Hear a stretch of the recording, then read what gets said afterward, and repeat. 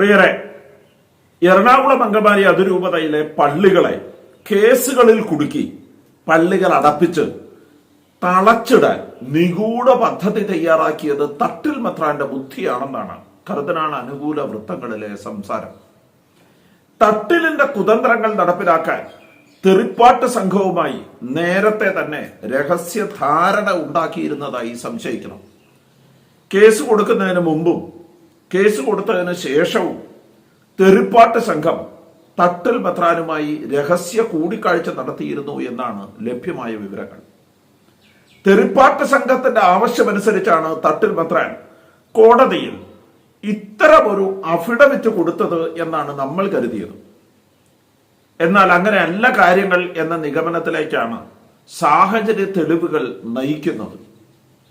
തട്ടിൽ മെത്രാന്റെ ആവശ്യമനുസരിച്ചാണ് തെറിപ്പാട്ട് സംഘം കേസുകൾക്ക് ഇറങ്ങി തിരിച്ചതെന്ന് സംശയിക്കാൻ ന്യായമായ കാരണങ്ങളുണ്ട്.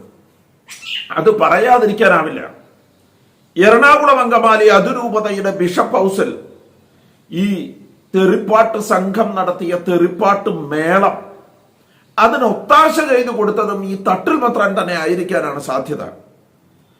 ബിഷപ്പ് പുത്തൂരിനെതിരെ ആക്രമണം അഴിച്ചുവിട്ട് കാര്യങ്ങൾ വഷളാക്കാൻ മൗണ്ടിൽ നിന്ന് നേരിട്ട് ആലോചനകൾ നടത്തുന്നു എന്നതാണ് അവർക്കിടയിലെ തന്നെ അടക്കം പറച്ചിൽ. അവര് തന്നെയാണിത് പറയണത്. അത് സത്യമാകാതിരിക്കട്ടെ എന്ന് നമുക്ക് പ്രാർത്ഥിക്കാം. മൗണ്ടിലെ ഈ കാവിൽ പുരയിടം ഈ തെറിപ്പാട്ട് സംഘത്തിന് വേണ്ടി വഴിവിട്ട് ചരടുകൾ വലിക്കുന്നു എന്നത് പകൽ പോലെ വ്യക്തമാണ്. ഈ തെറിപ്പാട്ട് സംഘത്തിന്റെ വാട്സാപ്പ് ഗ്രൂപ്പിൽ വന്ന ഒരു വ്യാജ വാർത്തയെ ആധാരമാക്കി ഈ കാവിൽ പുരയിടം ബോസ്കോ മെത്രാന്റെ പക്കൽ പരാതിപ്പെട്ടു എന്നാണ് ഇപ്പോൾ പുറത്തു വരുന്ന വിവരം. ഈ കഴിഞ്ഞ ദിവസം മാതാനഗർ പള്ളിക്ക് ലഭിച്ച അഡീഷണൽ പെറ്റീഷനിൽ വക്കീലിന്റെ പേര് മാറി വന്നിരുന്നു. കേസ് കൊടുക്കുന്ന വക്കീലിന്റെ പേരിന്റെ സ്ഥാനത്ത് മറ്റൊരു വക്കീലിന്റെ പേരാണ് ഉണ്ടായിരുന്നത്. എന്ന് വെച്ചാൽ ആ പെറ്റീഷൻ തയ്യാറാക്കിയത് മറ്റൊരു വക്കീലിന്റെ ഓഫീസിൽ വെച്ചാണ്. പ്രിന്റ് എടുക്കുന്നതിന് മുമ്പ് ആ വക്കീലിന്റെ പേര് മാറ്റാൻ മറന്നുപോയി എന്നർത്ഥം. അങ്ങനെയാണ് കേസിന്റെ ഉറവിടം വ്യക്തമായത്. കർദിനാൾ പക്ഷത്തിന് വേണ്ടി നിലനിന്നിട്ടുള്ള വക്കീലിന്റെ പേര് എങ്ങനെ ഈ പെറ്റീഷനിൽ വന്നു എന്നത് ദുരൂഹമാണ്. വ്യാജരേഖാ കേസിൽ സ്പെഷ്യൽ പബ്ലിക് പ്രോസിക്യൂട്ടറായി വെക്കണമെന്ന കർദിനാളിന്റെ ഒരു ശുപാർശയുണ്ടായിരുന്നു. ആ ശുപാർശയിൽ ഏതാണ്ട് 3 വക്കീലന്മാരുടെ പേരുണ്ടായിരുന്നു. കർദിനാൾ തന്നെ കൊടുത്ത 3 വക്കീലന്മാരുടെ പേര്. ആ പേരിൽ ഈ വക്കീലും ഉണ്ടായിരുന്നു എന്നാണ് ലഭ്യമായ വിവരം. അങ്ങനെയെങ്കിൽ ഒരു കാര്യം ഉറപ്പാണ്, പള്ളികൾ അടപ്പിക്കാൻ കേസുകൾ കൊടുപ്പിക്കുന്നതും അത് നടത്തിക്കുന്നതുമെല്ലാം മേജർ ആർച്ച് ബിഷപ്പിന്റെ കാര്യാലയത്തിൽ നിന്ന് മാത്രമാണ്. നിയമവിദഗ്ധർ പറയുന്നത് ഈ മുൻസിഫ് കോടതി വിധി MTNSന്റെ പത്രക്കുറിപ്പ് പോലെയാണെന്നാണ്. പലകുറിയായി തെറിപ്പാട്ട് സംഘം വാട്സാപ്പ് സന്ദേശങ്ങളിലൂടെ പറഞ്ഞിട്ടുള്ള കാര്യങ്ങൾ ആ വിധിയിൽ അവിടെ ഇവിടെയായി മുഴച്ചു നിൽക്കുന്നുണ്ട്. വില കുറഞ്ഞ പരിഹാസങ്ങളും അതിരുവിട്ട പ്രയോഗങ്ങളും ആ കോടതി വിധിയുടെ അന്തസ്സിന് ചേർന്നതല്ല. അതിൽ പലതും യഥാർത്ഥ കേസുമായി യാതൊരു ബന്ധവുമില്ലാത്തതാണ്. വാദിയോ പ്രതിയോ ഉന്നയിക്കാത്ത കാര്യങ്ങൾ പോലും ആ വിധിയിൽ കടന്നുകൂടി എന്നത് വിധിന്യായത്തിന്റെ ശോഭ കെടുത്തുന്നുണ്ട്. ഈ വിധിന്യായത്തെ കുറിച്ചുള്ള നിയമോപദേശത്തിനായി ഏകദേശം 1 ഡസനോളം വക്കീൽമാരുമായി ഇതിനോടകം ഞങ്ങൾ ആശയവിനിമയം നടത്തിയിട്ടുണ്ട്. ഈ വക്കീലന്മാരിൽ ഒരാൾ പോലും ഈ വിധിയെക്കുറിച്ച് നല്ലത് പറഞ്ഞില്ല എന്നത് ഞങ്ങളെ അത്ഭുതപ്പെടുത്തി. എന്ന് മാത്രമല്ല, അവരുടെ ചില അഭിപ്രായങ്ങൾ തുറന്നു പറയാൻ കൊള്ളുകയില്ല. ഇന്ത്യയിൽ ഒരു സഭയും ഒരു വിഷയത്തിലും നാളിതുവരെ കാനൻ നിയമത്തിന്റെ പരിധിയിൽ വരുന്ന കാര്യങ്ങളിൽ കോടതി ഇടപെടലിനെ അനുകൂലിച്ചിട്ടേയില്ല.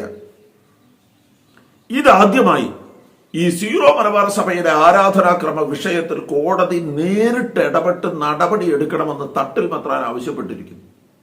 എന്ത് വിരോധാഭാസമാണ്! താൽക്കാലിക നേട്ടത്തിന് വേണ്ടി പള്ളികൾ അടപ്പിക്കുകയും പള്ളികൾക്കെതിരെ കേസ് കൊടുക്കാൻ വിശ്വാസികളെ പ്രലോഭിപ്പിക്കുകയും ചെയ്യുന്ന ഒരു മേജർ ആർച്ച് ബിഷപ്പിനെ നിങ്ങൾക്ക് സ്വപ്നം കാണാനാകുമോ?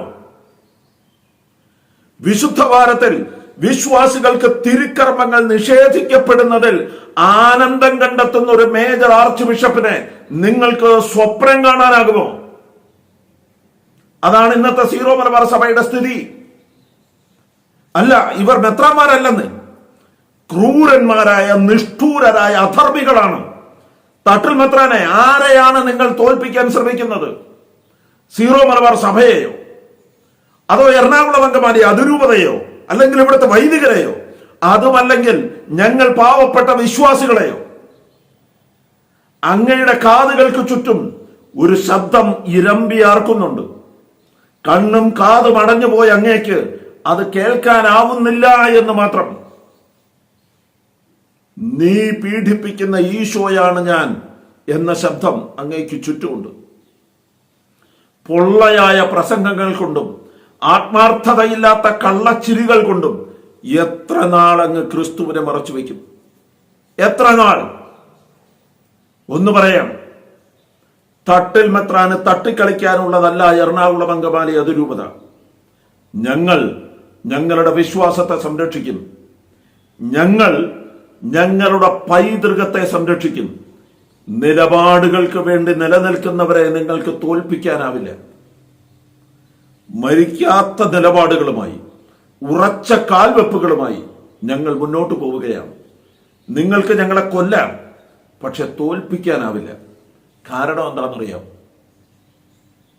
ഞങ്ങൾ ഒറ്റയ്ക്കല്ല, ഒറ്റക്കെട്ട. നന്ദി.